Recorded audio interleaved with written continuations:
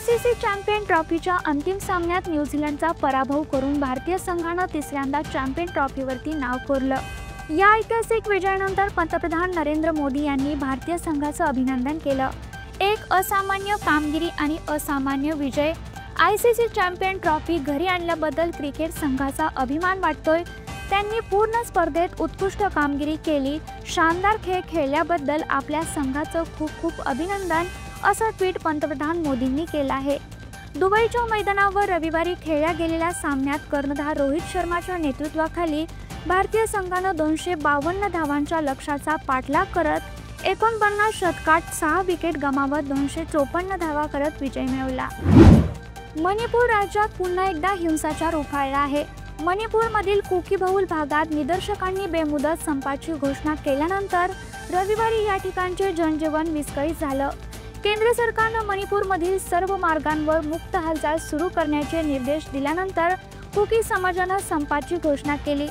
सरकारनं घेतलेल्या भूमिकेवर कुकी चौ कौन्सिलनं पुनर्विचार करण्याचे आवाहन केलं आहे, अन्यथा परिस्थिती बिघडेल असा इशारा देखील दिला आहे। इस्रायलनं गाझा पट्टीचा वीज पुरवठा पूर्णपणे खंडित केला आहे। या संबंधित माहिती देताना इस्रायलचे ऊर्जा मंत्री एली कोहेन यांनी एका निवेदनात म्हटलं आहे की मी नुकतेच गाझा पट्टीचा वीज पुरवठा पूर्णपणे खंडित करण्याच्या आदेशावर स्वाक्षरी केली आहे। हमास जोपर्यंत इस्रायली बंधकांची सुटका करत नाही तोपर्यंत गाझामधून हमास पूर्णपणे संपवण्यासाठी आम्ही आमच्याकडे उपलब्ध असलेल्या सर्व माध्यमांचा वापर करणार आहोत, असंही ऊर्जा मंत्री एली कोहेन यांनी म्हटलं आहे। कॅनडाला लवकरच नवीन पंतप्रधान मिळणार आहेत। लिबरल पार्टीच्या निवडणुकीत 59 वर्षीय मार्क कार्नी यांनी विजय मिळवला आहे। कार्नी हे पंतप्रधान म्हणून जस्टिन ट्रुडो यांची जागा घेणार आहेत। मार्क कार्नी एक अर्थशास्त्रज्ञ आणि माजी केंद्रीय बँकर आहेत। कार्नी यांची 2008 मध्ये बँक ऑफ कॅनडाच्या गव्हर्नरपदी निवड झाली होती। कॅलिफोर्नियातील सर्वात मोठ्या हिंदू मंदिरांपैकी एक असलेल्या स्वामीनारायण मंदिरावर हल्ला झाला आहे। यावेळी मंदिराच्या भिंतीवर भारताविरोधी घोषणा लिहिण्यात आल्या। भारतानं रविवारी कॅलिफोर्नियात घडलेल्या या घटनेचा तीव्र निषेध केला आहे। तसेच या घटनेत सहभागी असलेल्यांविरुद्ध कारवाईची मागणी देखील केली आहे। परराष्ट्र मंत्रालयाचे प्रवक्ते रणधीर जयस्वाल यांनी या घटनेची दखल घेत पुढील तपासाची मागणी केली आहे। चॅम्पियन ट्रॉफी सुरू होण्यापूर्वीच टीम इंडियाचा कर्णधार रोहित शर्माच्या निवृत्तीबद्दल जोरदार चर्चा सुरू होत्या, पण आता खुद्द रोहितनं यावर भाष्य केलं आहे। चॅम्पियन ट्रॉफीचे विजेतेपद जिंकल्यानंतर पत्रकार परिषदेत रोहितला त्याच्या निवृत्तीबद्दल प्रश्न विचारण्यात आला। त्यावर रोहित म्हणाला, मी हे स्पष्ट करू इच्छितो की मी सध्या निवृत्त होत नाही।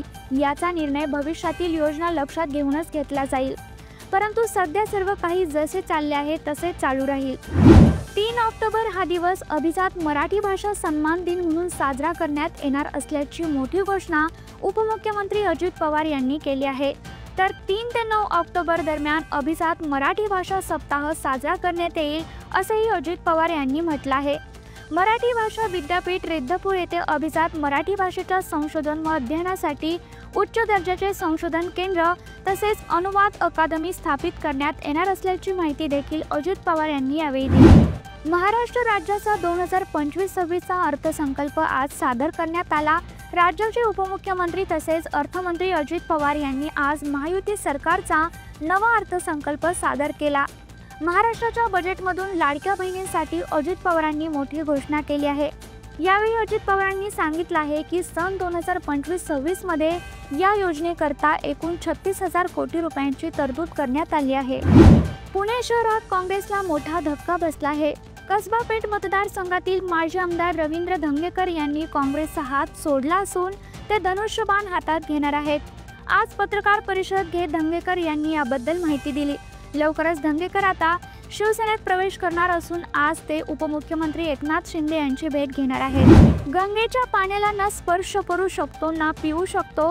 करोडोंच्या संख्येने लोकांनी यात स्नान केल्यानंतर ते पाणी स्वच्छ असू शकत नाही, असं वक्तव्य मनसे अध्यक्ष राज ठाकरेंनी केलं आहे।